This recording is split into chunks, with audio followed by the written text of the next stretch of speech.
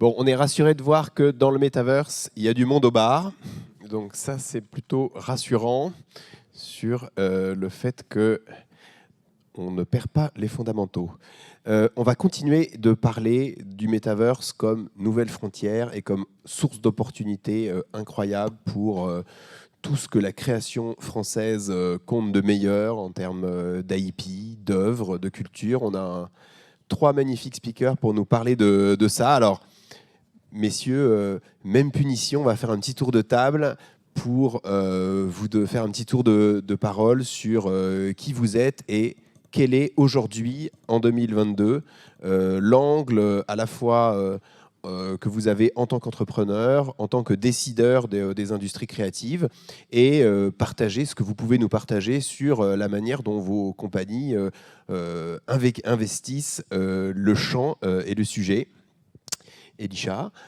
Par ailleurs, toi, je sais que c'est un sujet, les sujets Metaverse, Web3, etc., sur lequel tu es un des meilleurs sachants de la place, au-delà de ce que tu fais avec MK2, mais on te laisse nous raconter tout ça. Merci pour l'invitation. Je ne sais pas si je suis l'un des meilleurs sachants et je pense qu'il y a déjà beaucoup de choses particulièrement intéressantes qui ont été dites, donc je vais essayer de ne pas être répétitif. Pour me présenter, je suis Elisha Karmitch, je suis le directeur général du groupe de cinéma MK2. Donc nous, on travaille dans une industrie qui maintenant est en train de devenir une industrie ancienne, souvent perçue parfois comme très ringarde ces dernières années, ou en tout cas ringardisée par des nouvelles pratiques. Cela étant, on voit que le cinéma reste quand même l'un des éléments qui, en termes de culturel, a un impact équivalent aussi à celui de la musique, où parfois une œuvre a cette potentiel d'universalité qui fait que tout d'un coup elle peut changer des mentalités, inspirer des vocations. On a, dans nos aventures de diversification, on s'est énormément intéressé à la réalité virtuelle, qui nous a permis aussi de rencontrer pas mal d'interlocuteurs qui sont là ici depuis longtemps. On a ouvert l'une des premières salles de réalité virtuelle en Europe qui s'appelait MK2VR. Et c'est vrai que déjà à cette époque-là, on a fait beaucoup d'évangélisation et en fait les mêmes interrogations, les mêmes questions se posaient, celle du rapport entre le réel et le virtuel, celle de savoir quelle était l'intensité entre les deux, si l'un était au détriment de l'autre. Donc on a déjà beaucoup travaillé sur ces questions-là. Je pense que ce qui est intéressant, c'est de voir qu'aujourd'hui, ces questions ont évolué. On ne revient pas en arrière sur les questions qu'on avait en 2015, en 2016. Donc c'est déjà très satisfaisant. Et aujourd'hui, pour pas vous assommer avec ce qu'on a déjà fait, je pense que si ça vous intéresse, vous trouverez beaucoup d'informations là-dessus. Ce dont je peux vous parler, c'est quand on a vu, évidemment, toutes nos équipes qui ont beaucoup travaillé dans la VR se sont tout de suite plongées dans les metaverses, dans le monde du Web3, dans celui des NFT, dans celui des cryptos. Et évidemment, la question se pose de comment est-ce qu'on peut le traduire au niveau de l'entreprise. Ce qu'on a assez vite identifié, c'est que, on parlait de souveraineté tout à l'heure, je crois que l'enjeu derrière la souveraineté, c'est qu'aujourd'hui, on le subit tous, on est dans un Internet qu'on peut qualifier d'Internet à péage. Aujourd'hui, tout notre accès à l'Internet est structuré par un filtre qui est souvent celui de Google ou celui d'Instagram. Ces organisations qui se sont créées il n'y a pas si longtemps que ça sont devenues les plus grandes organisations mondiales et ont des modèles économiques qui sont quasiment entièrement basés sur la publicité, les liens hypertextes pour Google et la vente d'attention pour Facebook, avec toutes les problématiques que ça soulève. Nous, l'opportunité d'abord presque politique qu'on a vue dans les Web3 et dans l'arrivée des métavers, c'est l'idée que peut-être, aujourd'hui, on est en effet à l'origine de quelque chose où on pourrait peut-être sortir de cet Internet à péage, ou en tout cas lui laisser une part de domination qui est moindre que celle qu'elle a aujourd'hui. Et je pense que ça serait souhaitable à tous les niveaux, qu'ils soient sociaux, politiques, économiques, et que l'hégémonie telle qu'on la vit aujourd'hui n'est pas quelque chose de viable, en tout cas de souhaitable pour les années à venir, et qu'on a peut-être une opportunité unique de le challenger. Je crois que c'est l'une des raisons qui pousse aussi Facebook à y investir autant, c'est que ces évolutions technologiques sont à la fois une opportunité mais aussi une menace sur leur modèle économique. Et je crois qu'ils l'ont anticipé, ils l'ont perçu très tôt et qu'ils ont voulu à la fois accompagner l'innovation et puis essayer de répondre à cette menace en la transformant en opportunité. Et après, il faut quand même saluer depuis des années les investissements qu'ils font dans ce secteur qui sont aussi les moteurs de la création. Ensuite, pour finir sur ces points-là, je pense que nous, ce qu'on a vu comme entreprise, c'est qu'on a vu dans toutes les conversations et dans toutes les initiatives qu'il y a eu depuis les 2 dernières années qu'il y avait un nouveau mode de conversation qui s'était engagé avec les clients. Et ce qu'on voit qu'on peut tout de suite appliquer, même sans les metaverses, à nos logiques d'entreprise, c'est que le marketing est en train d'entièrement changer avec ces technologies-là. Les mécaniques qui consistent à engager, mais pas engager comme on le fait aujourd'hui dans le Web 2, à savoir que le like et le partage ne sont pas un engagement dans le metaverse. Donc s'engager avec des communautés qui sont vraiment participatives. Aujourd'hui, il y a un mot qui va être très structurant dans les années à venir, qui est celui de DAO, qui est la possibilité de mettre en place des organisations décentralisées avec de la prise de décision. Donc on voit revenir des sujets, notamment dans notre secteur, celui de questionnement autour du financement du cinéma. Je pense par ailleurs que quand on parle de financement, on parle en réalité aujourd'hui de crowdfunding, et que pour beaucoup d'industries culturelles, le crowdfunding peut être un outil, mais pas forcément un alpha et un oméga, puisque dans beaucoup de nos secteurs, et notamment dans le cinéma, le fond de la création reste quand même dans une relation entre un producteur et un réalisateur, avec l'envie d'exprimer une singularité, et que le crowdfunding n'a pas non plus amélioré la qualité des œuvres significativement depuis 30 ans en y impliquant les communautés, mais il y a quand même d'autres formes d'engagement possibles. Et c'est vrai que très vite, on voit aussi dans un nouveau réseau social qui a pris beaucoup d'ampleur ces dernières années comme Discord, qu'il est l'inverse de ce que sont les autres réseaux sociaux. On voit que dans Discord, on n'a pas de logique de flux, on va vers l'information. On voit qu'on a déjà des logiques de gamification qui sont intégrées et qui sont partie prenante du développement de ces plateformes. Et on voit surtout que en fait, les membres de ces communautés deviennent parfois des membres de ces organisations, en deviennent des éléments qui sont totalement structurants, et qu'en effet, il y a un rapport qui est déverticalisé pour devenir plus horizontal entre les créateurs et ses membres, qui est extrêmement intéressant. Et nous, l'un des derniers points qui nous intéresse beaucoup aussi dans ces évolutions-là, c'est qu'on voit aussi qu'il y a beaucoup de nouvelles micro-communautés en train de se créer, et que c'est aussi les interactions, les interopérabilités entre des micro-communautés où on a moins de clients, plus engagés, qui sont eux-mêmes chacun des représentants presque de la marque, et que tous ces éléments-là nous ont amené, nous, à changer entièrement certaines de nos méthodes marketing. Pour finir et prendre un exemple concret, on organise un événement qui s'appelle Cinéma Paradiso, qui est une de nos licences, qui est celle certainement qui a le plus de potentiel dans les metaverses. Et on avait l'habitude, aujourd'hui c'est un événement qui se déroule dans la cour carrée du Louvre et qui est un événement gratuit. Donc avant, dans on va dire, le monde du Web 2, on organisait des logiques de drop pour les billets. Donc on disait les billets vont être disponibles à telle heure, à tel moment, et on organisait de la rareté, de la frustration. La frustration générait des retours sur les réseaux sociaux, ces retours sur les réseaux sociaux généraient de la notoriété. Est-ce que c'était vraiment sympa pour les clients? Honnêtement, non. On avait 100 000 personnes qui venaient se battre pour 15 000 places, les gens parlaient de nous, mais à un moment, on avait surtout créé beaucoup de frustration. Et bien là, par l'impulsion de ce qu'on a vu se faire dans les métaverses, on a changé de mécanique pour passer dans des mécaniques de loterie. La mécanique de loterie, c'est celle dans le monde notamment des NFT qui est à l'œuvre. Donc c'est vrai qu'il y a des définitions, qu'il y a des passerelles à mettre en œuvre, mais on a aussi toute une série de technologies qui sont en train d'être poussées toutes ensemble. Et je crois, pour l'avoir vécu dans la réalité virtuelle, où il nous manquait une grosse partie des technologies qu'on a aujourd'hui, ou en tout cas pas accessibles telles qu'on l'avait, que c'est l'ensemble du lien entre ces technologies qui fait qu'aujourd'hui, on est vraiment au moment d'opportunité, qu'on n'est ni trop tôt, ni trop tard, mais qu'il est en effet temps de bâtir des outils qui nous permettent de garantir notre indépendance. Merci Elisha.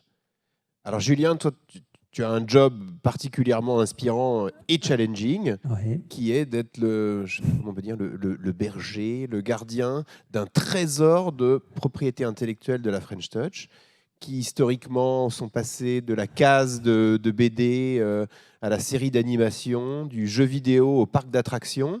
Donc cette transversalité de la création et du personnage, elle est au cœur de l'histoire de Média Participation.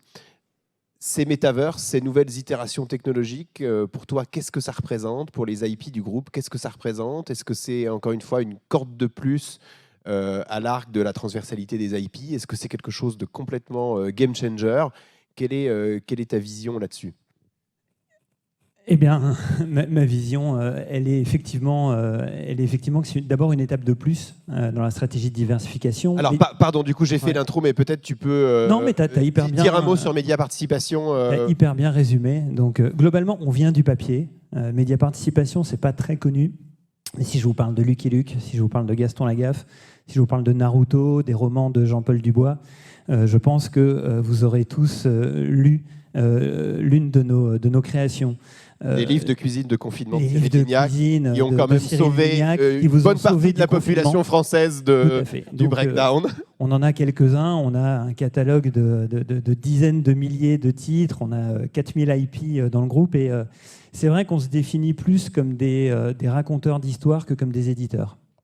Et dès lors, ça ouvre la porte à toutes les révolutions internes, puisque à partir du moment où on est raconteur d'histoire, on a l'humilité de ne pas savoir comment on racontera les histoires demain au public de demain. Et c'est comme ça qu'on s'est diversifié dans l'animation. Vous avez certainement vu les dessins animés de Tintin, de Babar, voilà, ou plus récemment de Yakari. Et vous avez sans doute joué à nos jeux vidéo. Stéphane Langard, le patron de Microids, qui est dans la salle, a marqué une évolution importante aussi de nos activités dans ce domaine-là.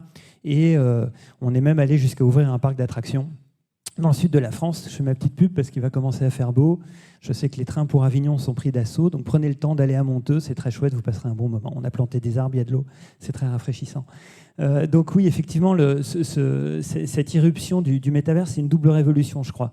C'est l'occasion de raconter des histoires différemment, et il y a un mot qui a été beaucoup évoqué, c'est celui de prolonger l'expérience et d'ajouter quelque chose au réel, à la fois en termes de sensations, à la fois aussi en termes d'ouverture. C'est vrai que créer des événements qui ont toujours lieu à Paris, pour quelqu'un qui est né en province comme moi, ça touche une corde sensible. Donc on a envie de les ouvrir. Donc c'est une opportunité formidable. Une opportunité qu'on saisit déjà. Évidemment, Stéphane travaille sur des extensions de ses jeux vidéo, notamment Siberia et Black Sad, et avec Meta, pour les prolonger et pour ajouter quelque chose de plus. On travaille pour notre parc Spirou, parce que quand... je ne sais pas si vous êtes... J'imagine que vous êtes tous allés voir l'expérience Notre-Dame, dont Média Participation est l'un des actionnaires. Et donc, c'est vrai que ça nous inspire beaucoup dans la création de nouveaux types d'attractions pour notre parc, attractions qui, demain, pourront être prolongées à domicile et auxquelles on pourra accéder sans aller jusqu'à Avignon. Donc, c'est quelque chose d'absolument intéressant. Évidemment, on pourra vivre enfin les aventures de l'Argo Winch, je l'espère, dans toutes leurs dimensions. Donc pour nous, c'est vraiment un storytelling supplémentaire, mais c'est aussi quelque chose qui a été dit, une nouvelle manière... Attention au Peggy, du coup, ça, sur certaines aventures de l'Argo Winch. Oui, il va falloir faire très très attention. Et c'est aussi, je crois, une nouvelle manière de s'adresser à notre public. Parce que c'est vrai que le web avait déjà changé ça, mais... vous savez, quand on est éditeur ou quand on est producteur, il y a toujours un intermédiaire entre nous et le consommateur final. Et c'est vrai que plus que jamais, il faut qu'on apprenne à s'intéresser à eux directement. Et on a une de nos filiales qui s'appelle ADN, Anime Digital Network. Ceux qui ont des ados chez eux ou qui sont des fans d'animé, parce qu'on a le droit de l'être, un vieux fan d'animé de manga sont sûrement des abonnés. Et ça fait déjà quelque temps qu'on fait des festivals virtuels et qu'on n'attend pas la Japan Expo pour réunir les otaku. Ça marche très bien, et c'est vrai qu'on a un groupe projet qui travaille là-dessus parce qu'on a très envie d'avoir en simultrade le dernier long métrage de One Piece ou un autre qui puisse être diffusé à une communauté virtuelle au même moment. Donc voilà, je dirais que c'est une révolution de storytelling, de contenu, et aussi une révolution de marketing, comme tu l'as souligné, Elisha.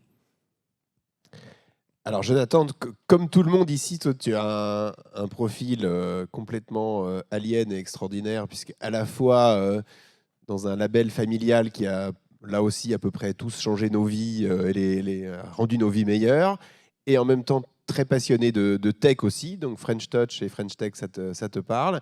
Et aujourd'hui, tu as fondé une entreprise qui est un peu le one-stop shop du Metaverse, avec énormément d'enjeux et de briques de la proposition de valeur du Metaverse. Il faut que tu nous racontes tout ça. Merci beaucoup, Nicolas. Oui, donc historiquement, Scorpion Music, qui est le label que mon père a créé en 1974, va bientôt fêter ses 50 ans. Et c'est là où j'ai commencé ma carrière, en 2001. Et j'ai eu la chance d'avoir un papa qui était extrêmement inspirant, qui m'a appris un métier passionnant, qui est celui de producteur et d'éditeur de musique, et la puissance en fait de la créativité. Et c'était également quelqu'un d'extrêmement curieux et qui s'informait tout le temps des dernières technologies. Et quand j'ai commencé chez Scorpion, il m'a dit « Jonathan, assieds-toi, raconte-moi, c'est quoi les MP3? Qu'est-ce qui se passe? C'est quoi la musique digitale? Comment ça va changer notre industrie? Et c'est un peu lui qui m'a poussé à m'intéresser à ça. Donc, depuis 20 ans, je programme. Je me suis formé, auto-formé au computer science. J'ai appris une vingtaine de langages. Et c'est vraiment cette intersection entre la technologie et la créativité qui anime le projet Stage 11, qui est très récent finalement, parce qu'on a commencé en 2020 avec le premier confinement. Et la mission dès le départ, c'est de se dire, OK, il y a des technologies de rupture qui arrivent à maturité, qui arrivent notamment issues du jeu vidéo, comme les moteurs de jeu en 3D temps réel photoréaliste, les progrès des cartes graphiques qui savent faire des renderings réalistes, des technologies qui viennent également de la blockchain, qui permettent de changer profondément la manière dont tu produis ce genre de création. Et donc notre mission, c'était de mettre ensemble des créateurs passionnés et des techniciens à la pointe du progrès pour essayer de défricher ce nouvel univers qui s'offre à nous. Et donc, création toute récente, on a 2 missions, on a 2 casquettes. On construit une plateforme où on va aller chercher les briques technologiques les plus avancées possibles, notamment pour avoir cette promesse d'un metaverse qui va être réaliste, qui va avoir des avatars et des décors qui sont finalement l'incarnation de la vision de ce que devrait être le metaverse demain, et donc clairement cutting edge. Et défricher comment ces technologies seraient appliquées pour créer des histoires, raconter des histoires qui vont passionner un public. La clé étant l'interactivité, l'immersion. Parce qu'il se passe quelque chose lorsqu'on est au contrôle des manettes, lorsqu'on peut contrôler où on regarde, et ça impose de repenser tout le processus de création pour faire en sorte que l'utilisateur, le fan, le joueur qui est à l'intérieur de cette création ait un maximum d'impact émotionnel. Donc voilà, Stage 11. Merci Jonathan. Elisha, on parle de vision et de nouvelle génération et de nouveaux usages. On n'est pas là pour tenir un discours anxiogène, mais c'est vrai qu'on se pose la question de la salle de cinéma quand même, si on tire le trait à 10 ans. Alors MK2, c'est une réflexion, je dirais, vous n'avez pas attendu les éléments contextuels adverses du Covid pour réfléchir à ce sujet. Et je pense que vous avez notamment, alors pour ceux qui ne connaissent pas, l'hôtel Paradiso, c'est probablement un des endroits les plus cool de Paris, si ce n'est le plus cool, en termes de richesse d'expérience, de transversalité, de valeurs sous-jacentes aussi, de contenu, de techno, de produits en circuit court, avec des collabs avec les plus belles marques de mode, notamment celle que je porte et qui est représentée par son CEO Nicolas aujourd'hui. Donc ça c'est un élément de réponse. Est-ce que pour toi, le metaverse, par ailleurs, tu l'as dit, expérimenté dans le domaine de la VR depuis longtemps, est-ce que pour toi, le metaverse peut être une des lumières au bout du chemin pour la manière dont on montre les films ? J'en sais strictement rien. Et honnêtement, si je vous disais que je sais ce que va être le cinéma ou l'industrie des cinémas dans 10 ans, je peux vous raconter des histoires, mais la vérité, c'est que j'en sais rien. Et que si vous voyez des gens qui vous racontent ça, normalement, ils vous mentent. Mais est-ce que tu as envie d'expérimenter des choses là-dessus ? Bien sûr. Par contre, c'est vrai que ce qu'on voit, c'est qu'aujourd'hui, on a aujourd'hui beaucoup d'idées et de projets qui sont sur la table, qui sont en cours de développement et de réalisation, où on voit que par la porte, le cinéma actuellement est en train d'entièrement changer. Les pratiques culturelles sont en train d'entièrement changer. Si on le prend par un petit bout, ce qu'on constate, surtout dans le type de cinéma qu'on défend nous aujourd'hui, c'est que les gens, dans leur pratique de leur sortie, ont envie d'aller à des événements. La pratique du cinéma où finalement je ne savais pas quoi faire ce soir et puis je décide à la dernière minute d'aller au cinéma, je ne sais pas tellement ce qu'il y a dans la salle, mais je vais occuper 2 heures de cette manière-là. Ce genre de pratique-là, en particulier à Paris, est en train de se perdre. Et à Paris, c'était quand même vraiment important. Le consommateur occasionnel qui passait devant une salle et qui rentrait, c'était une part très importante. Donc, pour créer événement, finalement, tous les outils qu'on peut avoir qui, en effet, vont augmenter les expériences, nous intéressent.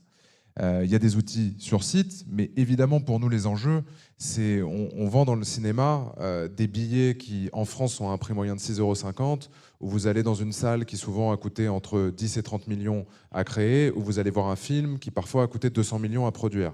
Donc il faut quand même se rendre compte de la chaîne industrielle qu'il y a derrière pour finalement, en plus que vous puissiez sortir de la salle en pensant que le cinéma est trop cher, ce qui est souvent le cas. Et donc, pour nous, l'un des enjeux, c'est de continuer, et nos enjeux actuellement dans le cinéma sont beaucoup des enjeux marketing. C'est d'arriver à continuer à finalement garder ce client, à l'accompagner avant, à l'accompagner après, et à lui trouver une forme d'engagement dans la marque, dans le film, qui soit plus forte. Et du coup, se donner des capacités de monétisation de ce fandom qui soient plus importantes. Et si en réalité, je vous résume la question qui nous taraude aujourd'hui et qui doit tarauder, à mon avis, beaucoup d'exploitants, et si ce n'est pas le cas, ce le sera à l'avenir, c'est comment transformer nos spectateurs en fans de nos marques. Et je crois que pour toutes les marques, ce que vont changer ces nouveaux outils, ces nouvelles évolutions, c'est ça. Et l'une des opportunités qu'on a dans la culture, c'est que souvent nos IP sont d'abord composés, structurés par des fans. Et c'est vrai que pour beaucoup de créateurs, le rapport direct qu'ils peuvent avoir avec leurs fans immédiatement est absolument extraordinaire. Et ce n'est pas les réseaux sociaux qui ont apporté ce rapport direct-là. Aujourd'hui, ce que va permettre le monde du Web3 et celui des métavers, c'est un rapport encore plus direct et surtout des capacités de monétisation qui sont beaucoup plus directes. Et pour, en tout cas, à mon sens, un but, c'est plus de liberté pour la création, plus de liberté aussi pour les fans et les consommateurs, et si possible au service de la création et de la créativité. Ouais, et je te rejoins, et sans doute un marketing aussi plus exigeant, parce qu'on parlait beaucoup du marketing de contenu dans le web 2.0, mais on pouvait encore compenser avec de la visibilité, de la bannière. Là, tu le disais, le consommateur est beaucoup plus acteur, plus que jamais, et donc la gamification, le storytelling dont on parlait tout à l'heure vont devoir être des qualités des équipes marketing pour défendre les contenus. Alors on parle de marque, on parle de liberté, on a parlé d'interopérabilité.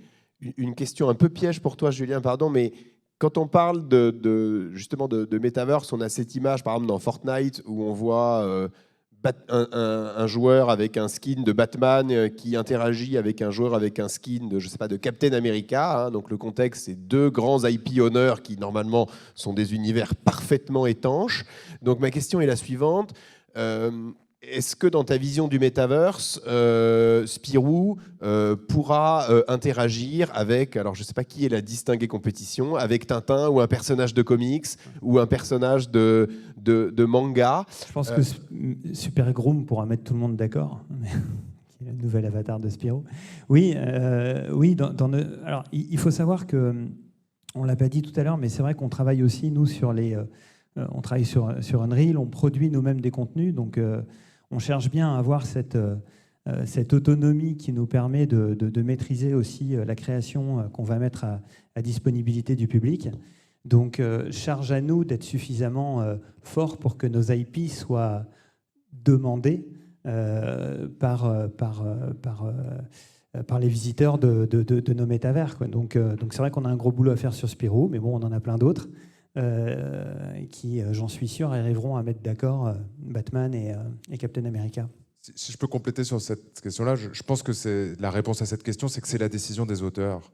Ce n'est pas la décision de nous autres qui faisons du business. C'est d'abord le droit d'auteur qui dit comment... Nous, par exemple, on représente la famille Chaplin depuis 17 ans sur ses droits cinéma.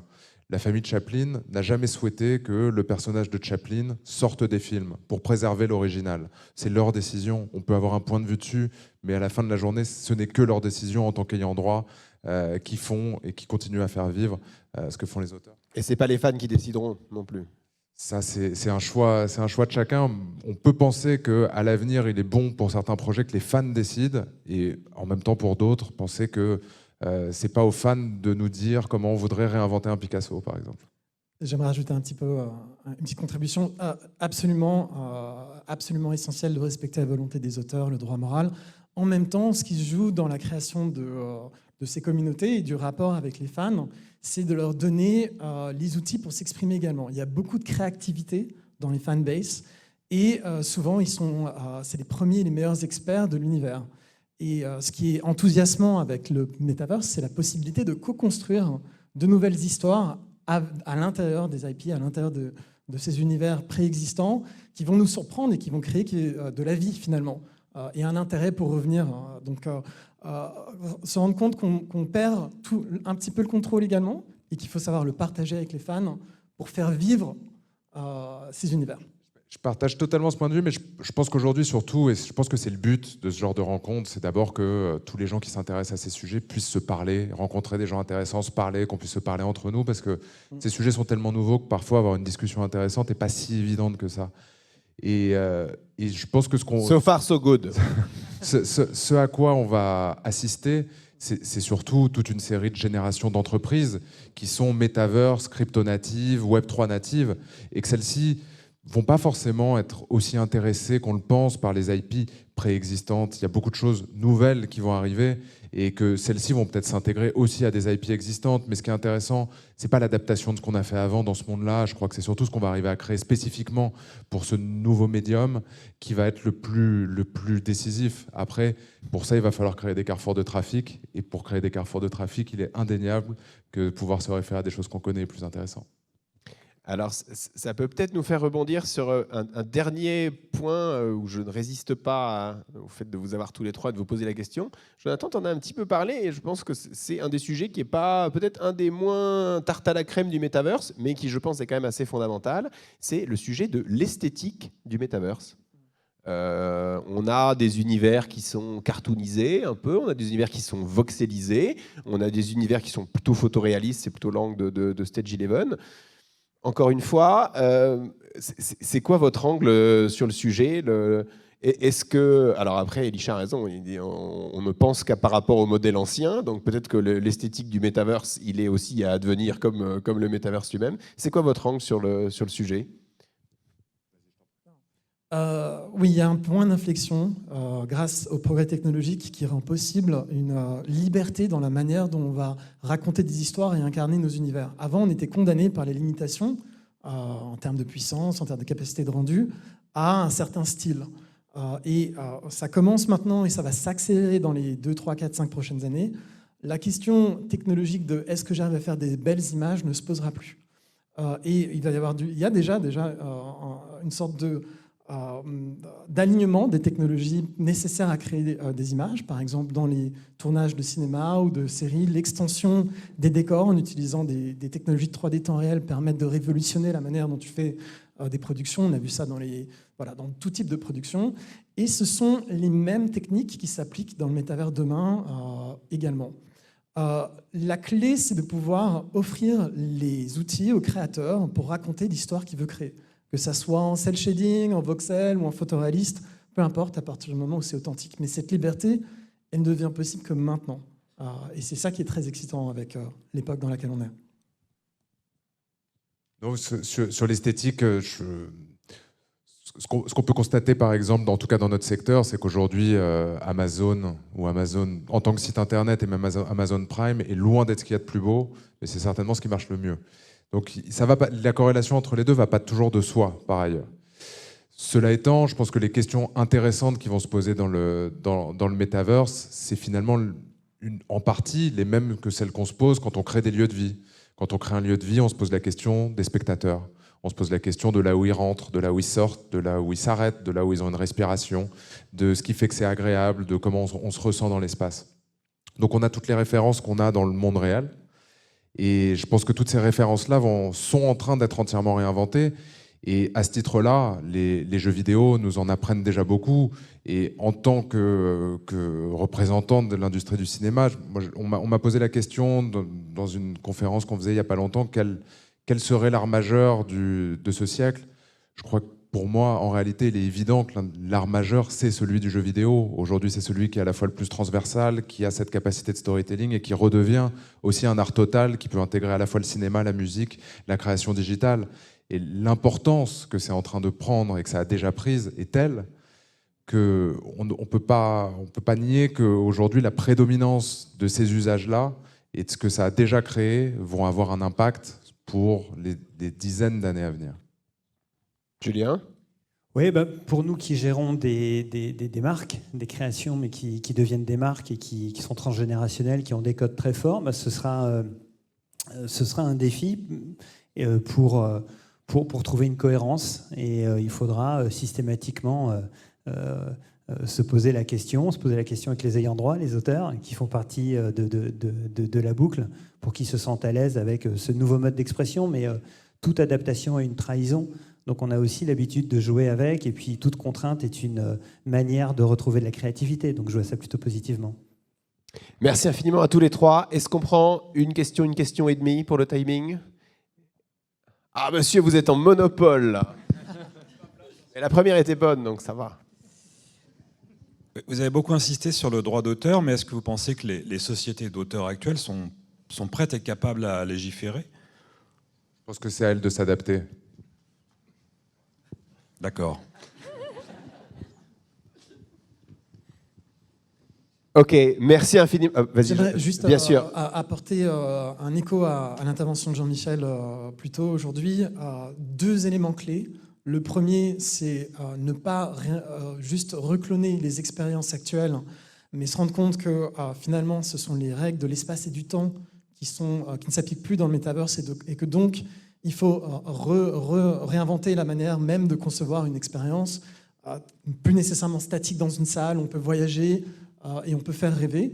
Et deuxième point clé, c'est la nécessité aussi d'avoir un impact dans le monde réel et qu'il n'y ait pas cette distinction entre monde physique et monde virtuel, et notamment les grandes questions sociales et environnementales dont devraient être au cœur des problématiques de développement du Metaverse.